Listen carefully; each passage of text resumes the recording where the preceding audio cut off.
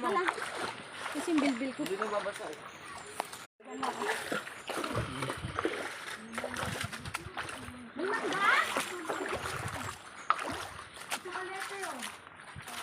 Nakakain ba yung gabi na yan?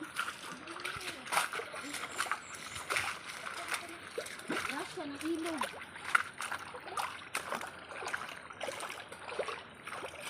Grabe, ang ganda dun sa madinaw na yung pagbalik natin ganda.